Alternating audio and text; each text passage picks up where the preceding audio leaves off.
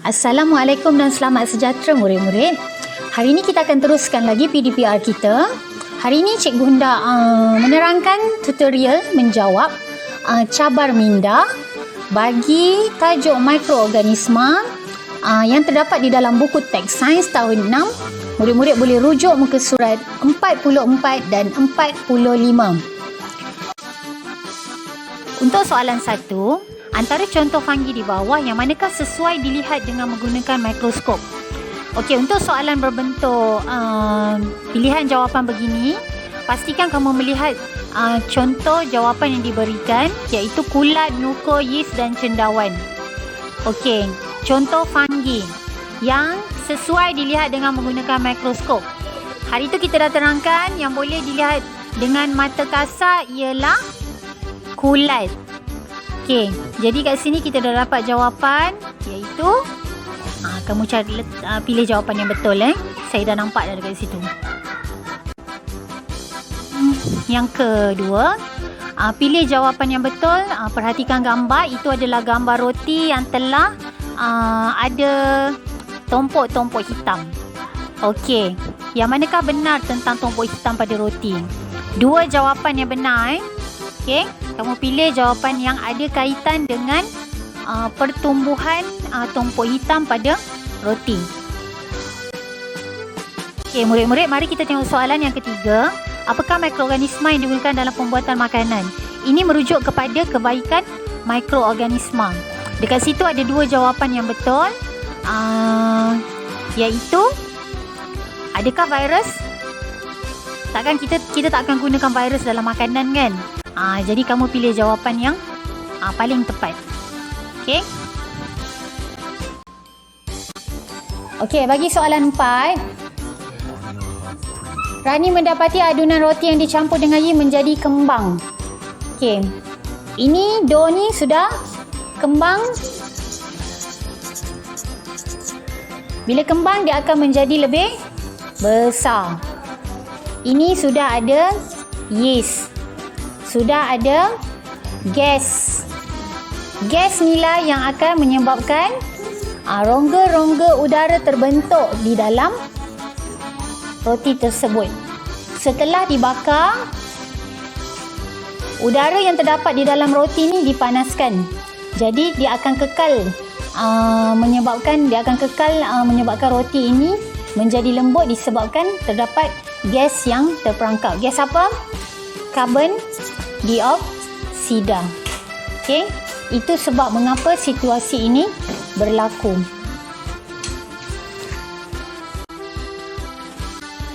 Okey murid-murid, soalan yang kelima. Lim dijangkiti konjungtivitis. Apakah yang perlu dilakukan oleh lim? Konjungtivitis ialah sakit mata. Okey.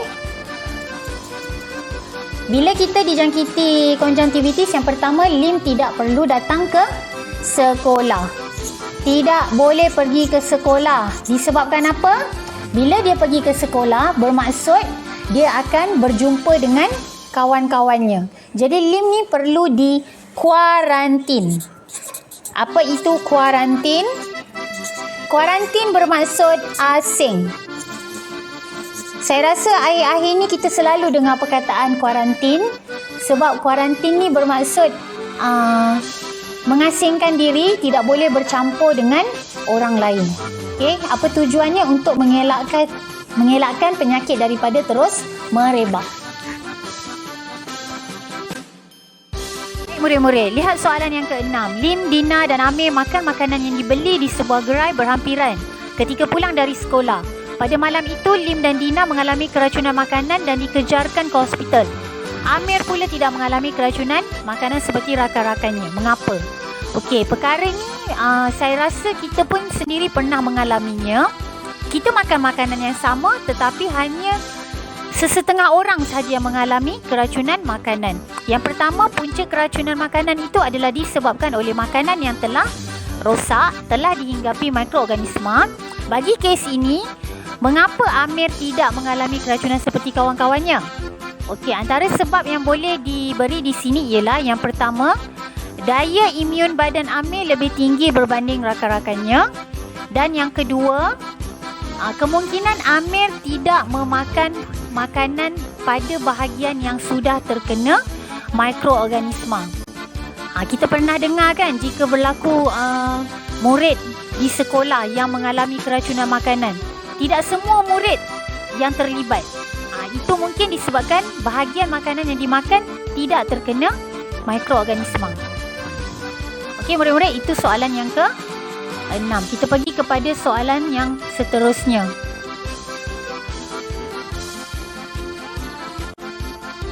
Soalan seterusnya ialah soalan 7. Ada 3 soalan di situ. Mari kita lihat bagaimana cara penyelesaiannya. Baiklah murid-murid, untuk soalan yang ke-7, berpandukan graf yang terdapat dalam buku teks kamu. Okey, kita perhatikan ada graf, ada paksi X, ada paksi Y. Okey, ini paksi Y ni paksi X. Yang mana ni adalah PM, yang ini adalah PB. So, apakah PB dia? PB dia ialah suhu larutan. Dan PM dia adalah tempoh masa dalam minit.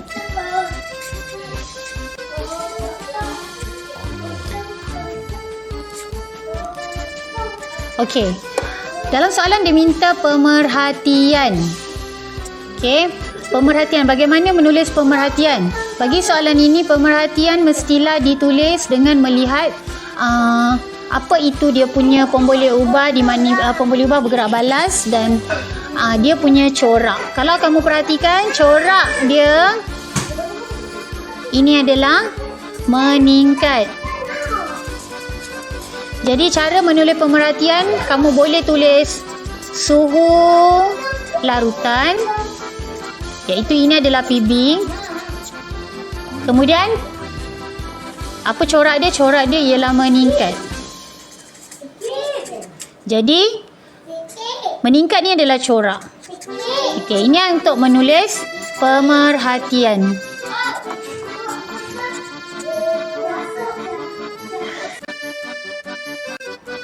Okey murid-murid, bagi soalan B, berdasarkan pemerhatian di A, berikan inference anda. Okey, untuk inference ialah sebab. Okey, kenapa kita perlu beri sebab? Suhu larutan yeast tu terus meningkat. Okey, mudah saja kita rujuk balik fakta. Okey, kenapa suhu meningkat? Suhu meningkat disebabkan oleh mikroorganisma ni dia bernafas. Apakah gas yang dihasilkan? Okey, gas yang dihasilkan ialah karbon dioksida. Okey, kemudian selain daripada membebaskan gas karbon dioksida, mikroorganisma ini juga menghasilkan haba. Okey, kita dah belajar haba ni akan menyebabkan suhu meningkat menjadi panas. Okey, soalan yang seterusnya iaitu C. Apakah hubungan? Okey, hubungan. Bagaimana hendak menjawab hubungan? Mudah saja. Murid-murid perlu buat macam ni untuk mudah. Apa yang perlu diisi? Mesti ada PM, corak PM. Kemudian mesti ada PB, corak PB. Dari mana nak? Sorry, ini PM. Corak PM, corak PB. Okey. Di mana nak dapatkan PM, corak PM, PB, corak PB? Cari di dalam graf tersebut. Kita dah tahu tadi PM tu apa? PM ialah tempoh masa. Okey. Jadi kamu tulis saja semula tempoh masa. Corak PM kita tahu 3, 6, 9, 12 itu adalah meningkat atau bertambah. Kemudian PB. Apa dia PB? PB dia ialah suhu larutan. Tulis saja suhu larutan. Dan apakah corak PB? Kamu nampak garisan merah pada graf kamu tu meningkat. Jadi meningkat. Dia akan jadi satu ayat lengkap. Jawapannya ialah tempoh masa meningkat, suhu larutan meningkat. Itu cara untuk menjawab hubungan. Okey, selesai soalan yang ke-7. Okey murid-murid, bagi soalan yang ke-8, penyakit batuk kering atau penyakit tuberkulosis adalah berpunca daripada jangkitan bakteria.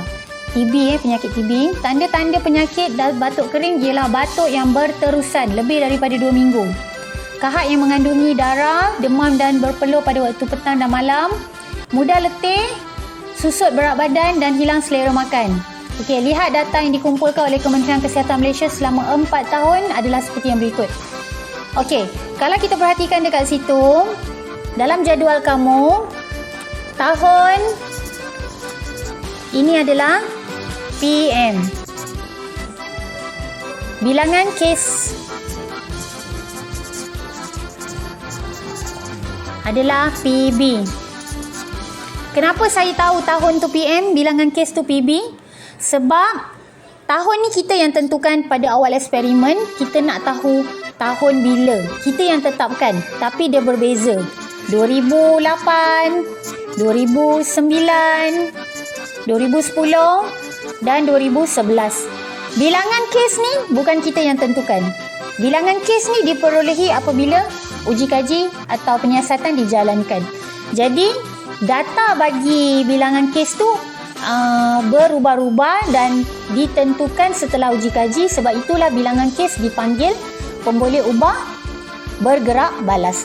Jadi apa punca penyakit? Yang pertama, kamu boleh nampak daripada soalan, stem soalan di atas, kena baca, dapat jawapan. Kemudian B, pada tahun berapakah penyakit batuk kering paling tinggi? Okey, untuk soalan B, lihat data bilangan kes.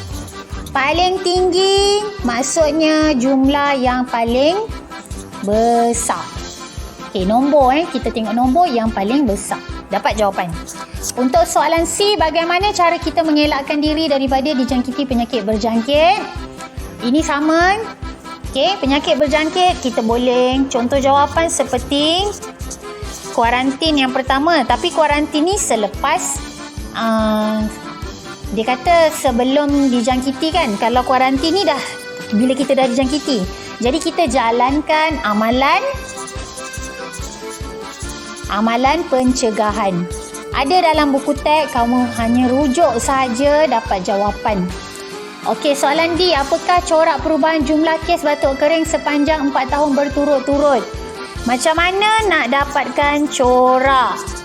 Mudah sahaja, tengok dari data yang pertama, 2008, coraknya berapa jumlahnya? 17,506. Kemudian dia terus meningkat hingga 2010, 19,337. Tapi 2011, 14,791. Okey, untuk soalan ni coraknya ada 2. Maksud saya ada 2. Corak kita ada 3 jenis jawapan kan? Bertambah, berkurang ataupun tidak bertambah dan tidak berkurang. Okey, jadi jawapan yang pertama ialah bertambah, jawapan yang kedua ialah berkurang. Ada 2 corak. Okey, soalan E, pindahkan data tentang jumlah kes batuk kering selama 4 tahun berturut-turut ke dalam bentuk carta palang. Mudah saja. Okey. Mudah saja untuk buat carta palang. Yang pertama, kamu perlulah melukis paksi. Letakkan PM di sini. PM dia apa? Jangan tulis PM macam ni macam cikgu tulis ni. Ni cikgu nak bagi kamu faham apa itu PM. So PM kat sini ialah tahun. Tulis tahun. Kemudian bilangan kes.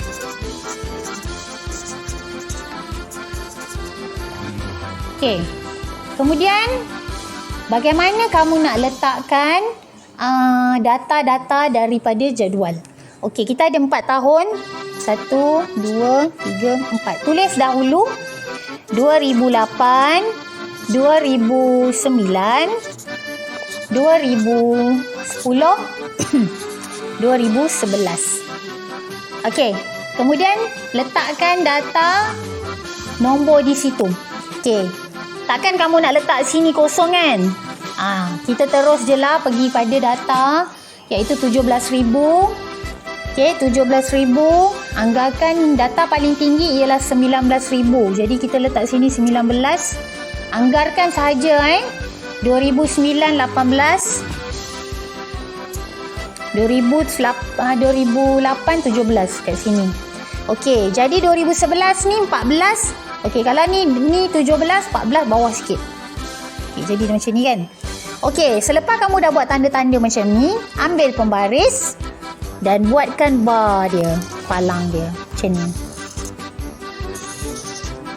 Kamu guna pembaris ni cikgu hanya buat lakaran Okey. Okey, disebabkan oleh data kamu tulis kat sini. Data kamu yang banyak, ribu-ribu. Okey, ini saya tanda berdasarkan ketinggian palang. Jadi kamu boleh terus tulis nombor di sini. Kalau ini contohnya 17,000, tulislah 17,506, 14,791, kemudian 18,102 dan juga 19,337. Okey. Okey. Dah selesai kamu punya graf. Kalau dalam peperiksaan markahnya 2. Okey. Siap. Okey, cikgu harap murid-murid menonton video tutorial cara menjawab latihan di dalam buku teks tu sehingga tamat. Dan jangan lupa tulis di dalam buku nota panjang warna biru jawapan-jawapan bagi soalan-soalan tersebut dan hantar kepada guru mata pelajaran sains kelas masing-masing.